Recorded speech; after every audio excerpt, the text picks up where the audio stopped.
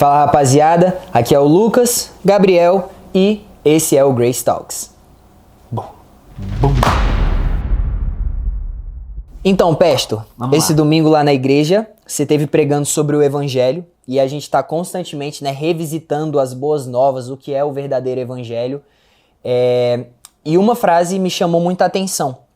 Quando a gente fala da graça, principalmente no contexto que a gente vive, muitas pessoas associam a mensagem da graça à libertinagem, ao seguinte: cara, beleza, já que Deus me ama, já que o amor dele é incondicional, já que não tem nada que eu faça pra merecer o amor de Deus, todas essas coisas aí que vocês estão falando, o que me impede de sair louco por aí na vida, fazendo besteira, enfim, pecando? Porque se não tem um Deus que me pune pra me limitar, então qual é o meu limite? E se não existe limite punível de Deus, então talvez eu possa viver a minha vida irresponsavelmente. Isso é uma confusão da graça que existe na cabeça de muitas pessoas. E teve uma frase que você falou, do Dr. Lynn Hiles, que foi a seguinte, eu até anotei: a graça ilumina o que a lei nunca pôde tirar. Então aqui a gente está falando, e eu sei que você falou isso no contexto do quê? De que quando a gente expõe a pessoa à graça, de que Deus não está mais punindo ela, algo se move no coração dela, seja pro bem, seja pro mal. Então fala pra gente o que é esse iluminar da graça. Vamos lá. Primeiro, a gente tem que entender o seguinte, que essa pergunta sobre a possibilidade da graça produzir uma vida libertina não é de hoje. Desde a época de Paulo existe isso. Paulo até escreve em uma das suas cartas, ele fala assim: olha, vamos pecar mais para que a graça de Deus se torne mais abundante? Está em Romanos. Não, de maneira nenhuma. Como que nós podemos continuar pecando se a gente morreu para o pecado?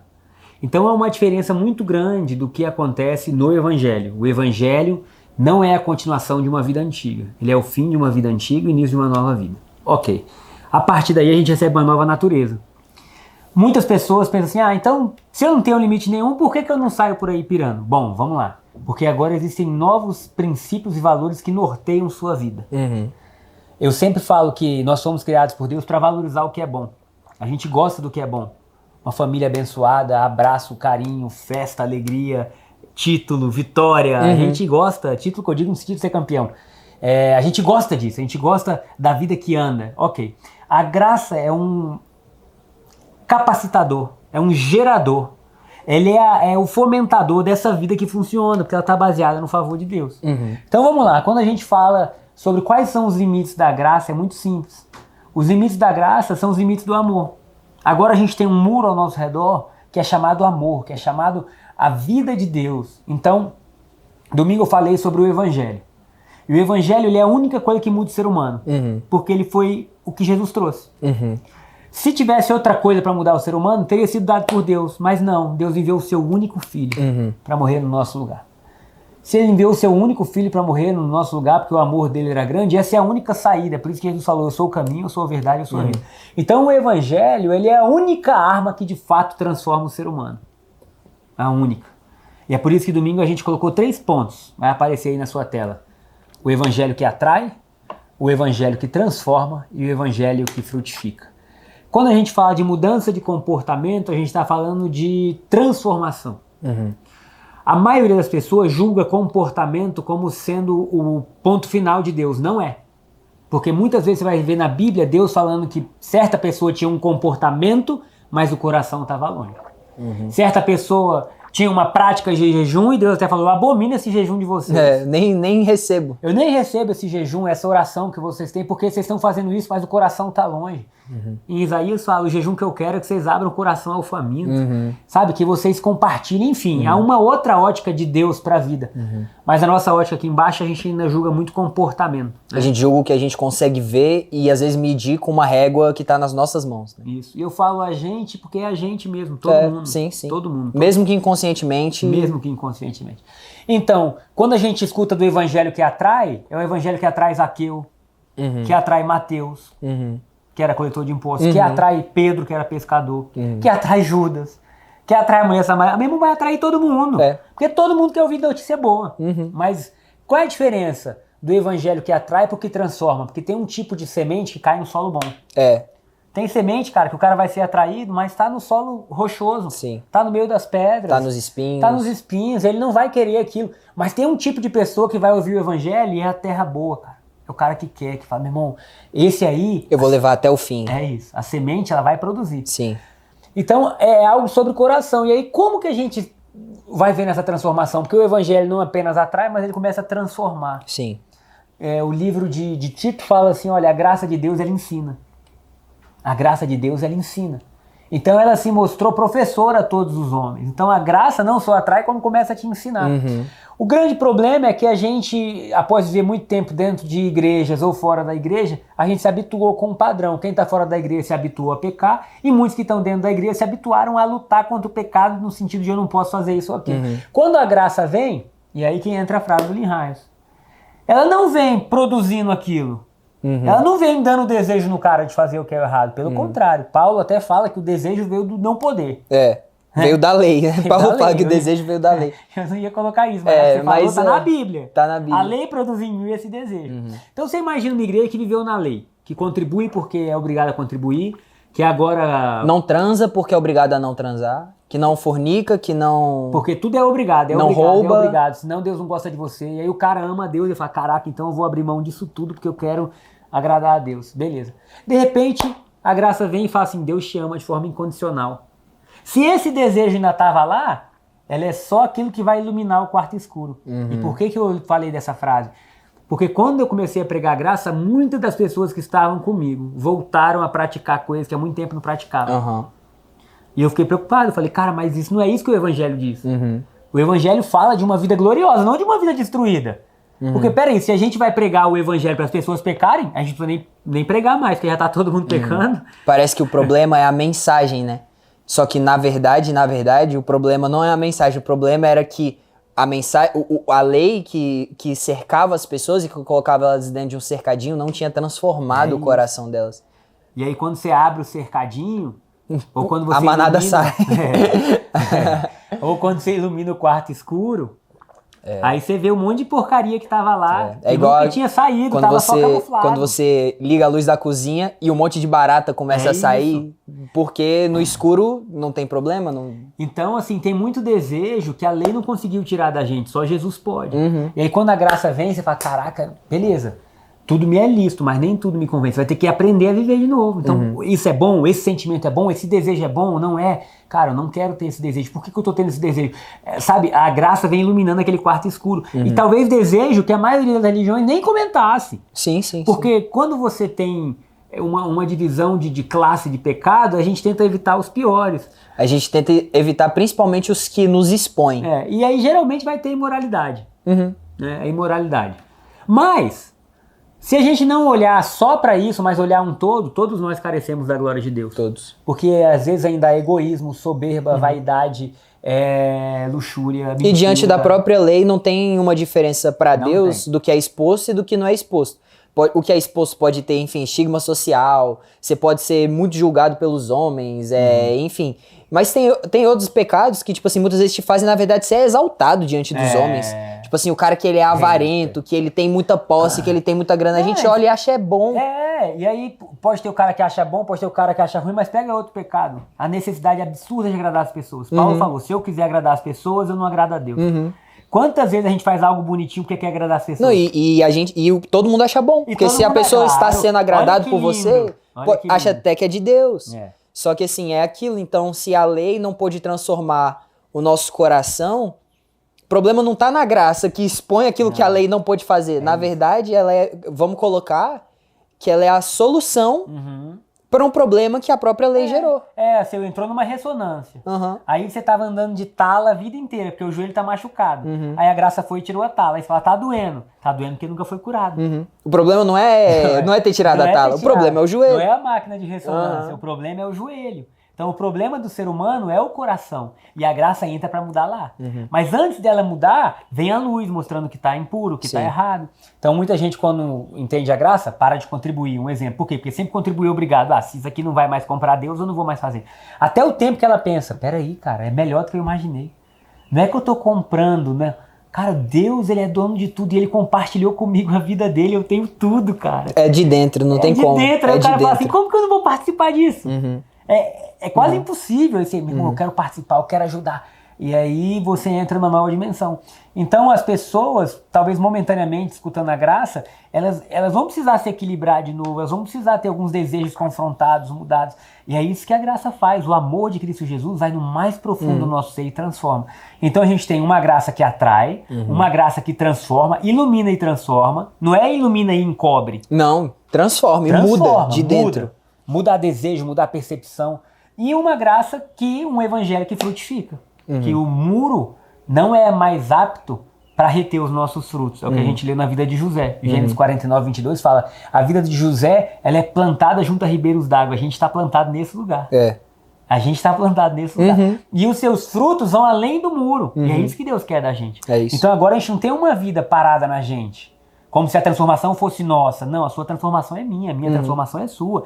Cara, a nossa transformação é a transformação de amigos, de familiares, sabe? De pessoas. Até que toque toda a terra, Até né? que toque toda a terra. Né? Então, assim, é lindo demais. É. Agora, é uma jornada. Então, a graça sempre vai iluminar. Não tenha medo que foi iluminado. Se tem algo dentro de você que está, sabe, que ainda não saiu, ora, Jesus, me ajuda a vencer, me ajuda, me tira esse desejo é impuro. Esse desejo não é digno de quem eu sou uma nova natureza. E aí essa luz não apenas ilumina, como ela purifica, como ela santifica, sabe? A Bíblia fala que Deus, ele é fogo, né? Tem muita gente até que fala, Deus é amor, mas é fogo consumidor. E eu acredito que ele é fogo consumidor, não para nos consumir, porque senão Jesus não precisava ter vindo. A gente já estava lá. Então, se o interesse de Deus fosse matar o pecador, ele tinha facilitado o trabalho dele 100%. É isso. Ele não tinha precisado entregar o filho dele. Ele não tinha precisado ficar tratando a gente através do Espírito Santo. Se o desejo de Deus fosse, eu cansei, eu vou acabar com o pecado. Era só ele pegar toda a humanidade e fazer igual ele fez com Noé. Pronto. Morre todo mundo. Faz um Faz dilúvio, vem fogo, queima todo mundo. Agora, uma coisa que importantíssima, que inclusive eu fiquei falando com os jovens ao longo dos últimos tempos é, se a gente acha que o problema de Deus é conosco, ele resolvia muito facilmente. Ele nos matava. Pronto, porque se você mata o pecador, cara, então aquilo que Deus odeia tá resolvido. Só que a questão e que move o coração de Deus é que ele tem uma criação que ele ama, que somos nós, e uma raiz que ele odeia dentro de nós, que é o pecado. Então, nesse momento, olha só que incrível. Deus, sendo fogo consumidor, ele não tem necessidade de matar o filho que ele ama. Ele vem matar e destruir a raiz que ele odeia. Então, olha só, o fogo consumidor de Deus não é para matar você que pecou. É para matar justamente a sua raiz de pecado que te faz distante de Deus. E quando ele mata a sua raiz de pecado, agora ele sendo fogo consumidor, ele não te fere, ele te ama. O fogo consumidor de Deus, ele não tem interesse de destruir o ser humano, porque era fácil. A parte fácil de Deus era destruir o homem, porque ele é muito poderoso. A parte difícil, às vezes, é por meio da fé em Cristo Jesus, nós começarmos o processo de transformação através do Espírito Santo. Amém. E aí pensa que coisa linda, olha o Evangelho, que atrai, que transforma, que frutifica. É tão maravilhoso que Deus nos deu o Espírito Santo. Sabe, a Bíblia fala, se você clama Abba, Pai, é pelo Espírito, agora a gente não está sozinho. Sabe, na antiga aliança as pessoas eram visitadas pelo Espírito Santo, agora nós somos habitação. E aí ele pode reverter pensamento, mudar a vida, nos trazer clareza. Agora, nós precisamos dessa rendição a ele. Sim. Deus, me ajuda.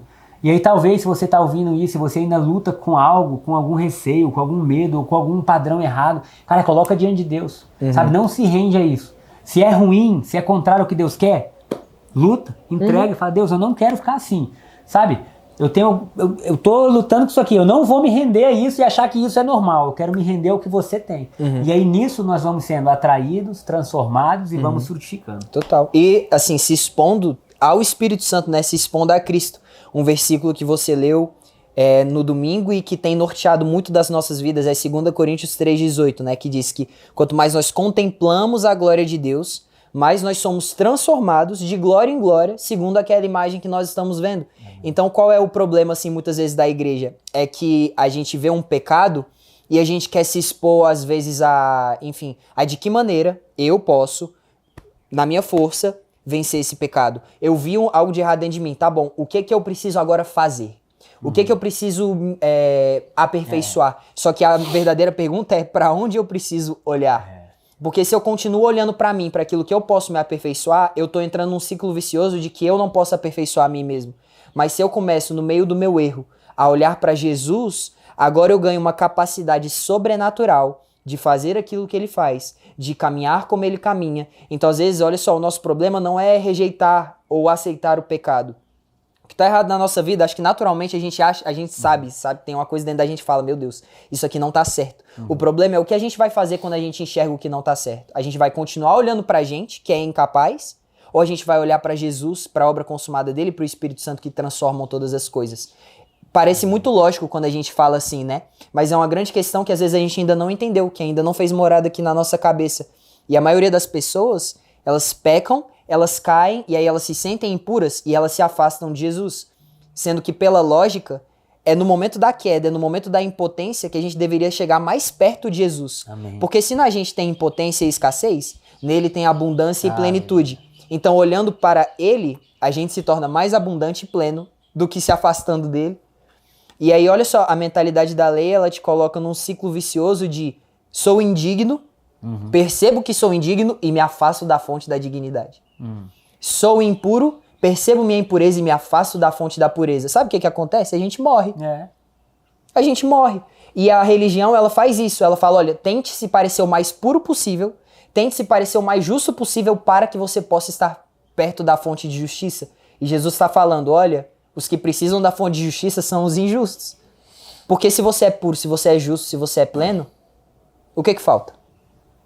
Não falta nada. Por isso que ele vem não chamar os justos, mas os pecadores ao arrependimento. Amém. Pra gente amarrar tudo isso, tem uma frase do pastor Jonathan, um grande amigo nosso, Jonathan Calderon, que quando ele falou isso, assim, foi um rema, assim, uma explosão na minha cabeça, que ele falou bem assim, a graça, ela é uma bomba atômica. Dá uma bomba atômica na mão de uma pessoa e vê o que ela vai fazer com ela. E aí, ainda nesse exemplo, ele falou bem assim, a graça, ela é R$1 milhão. Se eu der R$1 milhão pra você, agora, nesse exato momento, ó, não tem R$0 na sua conta, buf, de repente caiu 1 milhão. O que você vai fazer com esses 1 milhão vai revelar o fruto do seu coração. A graça, ela revela o fruto do coração. Por exemplo, se eu pegar hoje e eu der R$1 milhão na mão do Gabriel, provavelmente isso vai virar generosidade na vida de outras pessoas, isso vai virar recurso para a igreja, recurso para orfanatos, recurso, enfim. Porque o fruto do nosso coração é um coração que foi transformado e que ele quer frutificar, e ele quer abençoar pessoas, e ele quer ampliar, e ele quer fazer crescer, ele quer ver vidas sendo transformadas. Agora, se eu pegar uma pessoa que viveu a vida toda dentro da igreja e tudo mais, mas, cara, ela tá preocupada com... A raiz do coração dela é uma raiz dessa terra. Dá R$1 milhão na mão dessa pessoa. Cara, vai virar um iate. E não que tenha algo de errado nisso, mas assim, isso vai virar algo que é pra ela, algo que é pra si, e é sempre pra si. Vai virar um casão, um carrão, vai virar uma grande de uma viagem, e não tem nada de errado nessas coisas, mas você vê que o olho da pessoa, ele tá sempre em si. Ele nunca tá no próximo. E Jesus nos faz enxergar o próximo. Ele revela o fruto do nosso coração. Um evangelho que atrai, que transforma e que frutifica. Que o Espírito Santo possa conduzir nossas vidas a isso. A uma transformação de coração a fim de a gente viver esses 3 pontos. A gente espera que essa conversa possa ter sido de grande valor na sua vida. Estamos juntos. Se você quiser escrever suas perguntas, suas dúvidas ou alguma coisa para colaborar, pode escrever. Um abraço!